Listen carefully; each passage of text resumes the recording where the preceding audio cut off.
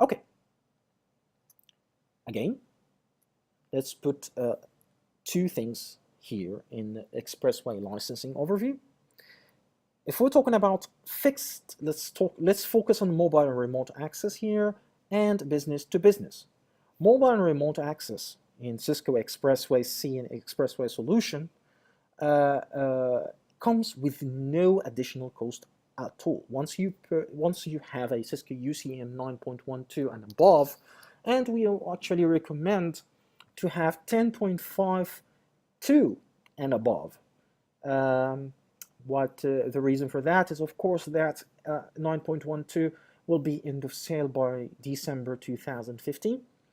I don't know, it depends on when you'll see this video, but it is end of sale by December 29th, 2015, and it will be end of maintenance support by December 28th, 2016. So it is really advisable to have Cisco Unified Communication Manager, Unity Connection, Emergency Responder, IMN Presence, UC Profile 10.52 and above. Okay, so you need 10.52 and above for support of the Cisco Expressway solution. It allows, talking about mobile remote access, it allows mobile and fixed endpoint registration, of course, IMN presence, video and audio media sessions, and virtual edition Expressway. It actually comes as a virtual machines or as a bare metal machine. So it's a server, can be appliance model or a virtual edition, or virtual appliance edition, or virtual machine edition. We'll see the two different editions in the next slide. It comes, of course, at no cost. Business to business, maybe Jabber guests, third-party interworking, talking about the SIP to SIP interworking, different consumer or H.264 AVC to SVC interworking. In this mode of operation, if you are purchasing Expressway C and Expressway E to support as well business to business, Jabber guest, or interworking, you need to purchase an extra license called Rich Media License Session. And you need to purchase it actually a la carte. It depends on the number of concurrent session you are targeting, from 50 concurrent session, a 100 concurrent session, 200 concurrent session, etc. So business to business video and audio media session, it also, of course, the same Expressway, so whether virtualized or non-virtualized, it is supported. But the trick here, if you are targeting business to business applications or business to consumer applications, or even Sky for Business integration, you need to purchase Rich Media Session, Expressway Rich Media Session licenses, and in case of Sky for Business integration, you need to purchase the Microsoft optional licenses. Okay. Here in this diagram, the licensing model is based on the way you are registering using the Expressway. For example, if you top at the this is a snapshot of the resource usage on Expressway. UCM, the top here is unified CM calls.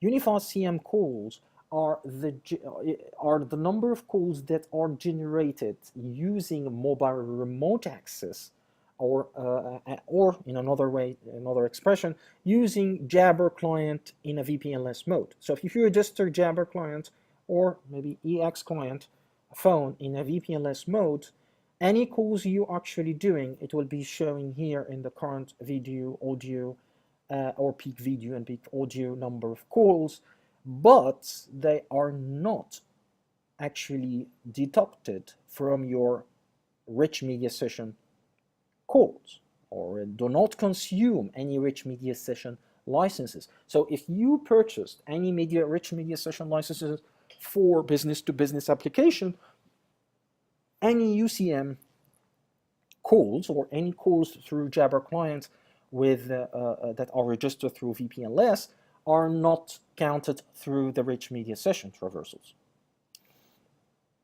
So they're not consumed, but still be counted as the overall system capacity. It means that when you already like purchase Cisco Expressway 500, means it can accept up to 500 concurrent, or whatever the sizing solution you are trying to accomplish. Make sure you also count the concurrent calls of UCM calls, although those calls are not consuming rich media session, however, still consuming from the process of the server itself. So, what about the rich media licensing features themselves, and how it is translated to actual audio and video or video session? Okay, with rich media license, and starting with 8.2 actually, and 8.1 and above 8.12 and 8.2 and above, Expressway can actually classify audio calls and video calls separately. It can specify if this calls coming through a mobile remote access is an audio-only calls or an audio and video, and this will be reflected in the consumption of the rich media licensing. And here we're not talking about mobile and remote access. No, we're talking about a SIP integration with another business, and that consumer rich media license. Okay, so we're talking about SIP integration here, and this SIP integration is being defined now, or SIP integration is being defined to transport or to allow audio and video sessions. However, you do not want to treat audio and video the same way from licensing perspective. And that's why I think that Cisco added a great feature here to optimize the consumption of the rich media license by identifying the audio-only calls through the session description protocol in the SEP header. So what happens is it says the M equal parameter in the SDP message, and if it finds M equal audio or only one value, it will consider this call as an audio call, and considering this and an audio call requires only two audio calls will consume only one rich media license. So rule of thumb here, one rich media license, or in case you are purchasing for VCS, so it's called VCS traversal license, it's actually another name for it. So it's a good point here that if you purchase the offering of Expressway, it comes with the name rich media session license. But if you purchase the order of VCS traversal, so you have to buy VCS as well, licensing it to .access doesn't come here in this situation. You are having a VCS infrastructure. You are not having a UCM infrastructure. In the first situation, you have a UCM infrastructure, but you introduce Expressway C and Expressway E into the picture. So so you purchase rich media license, session license, but each one of them, so whether each rich media session license or VCS traversal license equal to one video call or two audio-only calls. So if you are making two audio-only calls, you are consuming only one rich media session license or VCS traversal. So for example, let's say if you have a 50 50 session media, like 50 RMS license, for example, you can have up to 50 video call, or you have up to 100 audio call, concurrent call at the same time. Sorry, up to 100 call concurrent call at the same time that are consumed by RMS or VCS traversal.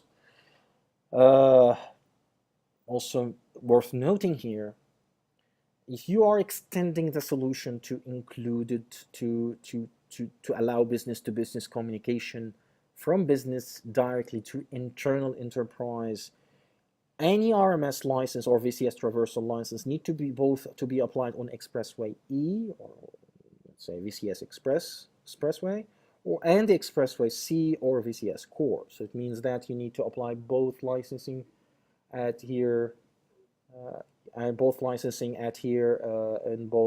both location to allow the session or the traversal of sessions or media session between Expressway C and Expressway E. Maybe also a side note here, if you are integrating with Skype for Business through Expressway C, you only need the Microsoft optional license on Expressway C to be installed, not Expressway E. Okay, so let's cannot stress this out. Again, Rich Media Session license is for Expressway purchase. VCS traversal license is for VCS Expressway core purchase. It's the same license type, but not the same part number, so be aware here. A traversal call will require RMS license on both Expressway C and Expressway E. So let me summarizing here in a nutshell. Mobile and remote access does not require Rich Media Session license. So if you are purchasing the solution only to enable MRA, you are not obligated to buy RMS license. RMS license can be purchased for business-to-business video communications, for Cisco Jabber guests integration business to consumer, or any third party, let's say a 3-to-3 integration with Polycom, like Gatekeeper, whatever. Okay. Okay. So, what are the physical or hardware or software requirements for Expressway? I have two Expressway flavors here, whether first through virtual machine or through appliance support. Appliance support is a bit strange, but virtual machine, normally its recommended way is to implement the Expressway through OVAs, and we have 3 OVAs in place. We have small OVA, medium OVA, and large OVA. Small OVA, of course, each of those will have a maximum capacity. Small OVA can 4 GB, 6 GB RAMs, and 8 GB RAMs.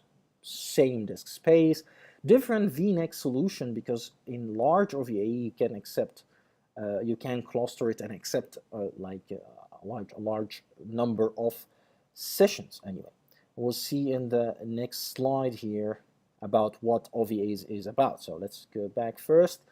In appliance support, Cisco Expressway can come also as an appliance model, being built slowly or on bare metal, UCSC 220M3, M3S as well. So why I have to purchase, why this option is available. The reason for this is sometimes we have some customers, and personally as well, I've been in a situation that it is difficult to implement a virtual machines in the DMZ zone. So we're talking about Expressway E here. So it's really difficult to implement a virtual machine in the DMZ zone, and it is better to just have a physical machine being built and being used from security perspective. And I think Cisco did a good choice, or a good move here to introduce this Expressway E also in a UCS release. So, and it's positioned that it's positioned in the DMZ as well. If you are Expressway E, it comes in 2 flavors: CE 500, so Collaboration Edge 500. It's a single server, and the CE 1000. CE 1000 can be clustered. It means that it allows clustering as well. We'll talk about clustering of Cisco Expressway in a moment. But 2 flavors or 2 models: CE 500, single component. The NIC speeds 1 gigabit per second, And CE1000 is a redundant component, comes in can allow clustering over several boxes, and you can order it with a 10 gigabit per second access network. By the way, whether you're purchasing CE500 or CE1000 appliance, it comes with the VCS software. So, as it's a VCS software, the license that is applied after you purchase the component will define if it's Expressway E and Expressway or an Expressway C. Does it mean that this CE500 can be also Expressway C? Yes. It means it can also be Expressway C. So if you are choosing to have Expressway C and Expressway E both in two separate boxes, or one virtualized and one separate one as an appliance, you can always choose to this option and put it in place. Of course, you don't have to purchase the appliance. You can apply two OVAs. Two of them will be virtual machines, and you need to maintain a security or a firewall rules between those two virtual machines. One virtual machine should not be in the internal network, which is the VCF Expressway E, and the other virtual machine should be in the internal network with the Expressway C. Okay, so how the OVA, if we're going to the virtualized route, which is normally the recommended route here, or not normally the recommended, it depends on the security policy, but most implementation are basically virtualized. Each OVA size reflects the overall system capacity and also affects the scalability. Whether you are putting it in a standalone mode, one server, or you are building a cluster within the environment. By the way, Cisco Expressway E and Expressway C allow clustering, that allow resiliency and resiliency or high availability architecture up to 6 servers within the same type. Like Expressway C, I can build up to 6 server as in a cluster format. Expressway E, I can build up to 6 server in a cluster format within or inside the DMZ. They must be on the same network. First, we will talk about the restriction in the next slide. Here we are exploring how the OVA will affect our capacity and scalability.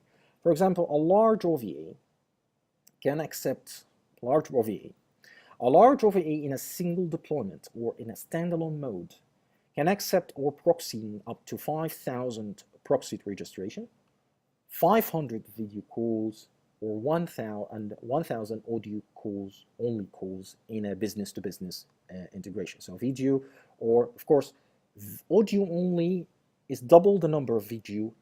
Those conditions, video calls or audio calls, assuming that you are purchasing RMS license. Proxy registration is MRA. But if you're implementing large OVA in a clustering environment, you actually allow up to 20,000 proxy registrations. So when I said clustering environment, so this is the maximum number you will achieve in a proxy in a maximum number of servers in a cluster. So we're talking about up to 6 servers in one cluster. So each server will proxy 5,000. So like that will allow 30,000. However, you will have 2N+1 mode that will accept only up to 20,000 proxy registration in place. And if you have a business-to-business, you have up to 2,000. So only 4 server here will capacity is available. The other 2 server capacity is available for redundancy, for pure resiliency, to make sure that you are already allowing resiliency on the 3rd level, and up to 4,000, which is the double of the video calls, because RMS. Both option, giving that you have RMS in place, proxy registration is only MRA. In a medium OVA, in a standalone, the medium OVA can support up to a proxy registry 2500, a video 100, an audio only 200, double. In a cluster information with a medium OVA is 10,000, so only the capacity of 4 servers, and a video call 400, but audio call 800. If you have a business edition 6K, you need to have a standalone small OVA. A small OVA with a business edition 6K support up to 2 is the same as a medium OVA in the support of proxy registration 100, 200 audio only. But as you know, in a small OVA, this is the maximum capacity you will actually reach. No clustering is actually recommended. So this will allow 2,500 proxy registration, 100 video calls, 200 audio only calls. This is, of course, in case you are purchasing RMS. Given that you are building a VCS appliance, VCS Core or VCS Expressway, the maximum proxy registration here is 2,500. So large OVA and medium OVA is applicable for Expressway. Video calls 100, audio only equals 200. However, in a cluster, you have up to 10,000 proxy registration, 10,000 proxy registration clients, and 400 and 800 audio, 400 and audio call, 800 audio calls in a 4-server maximum capacity, and with a 2-server available for 2+1 in registration.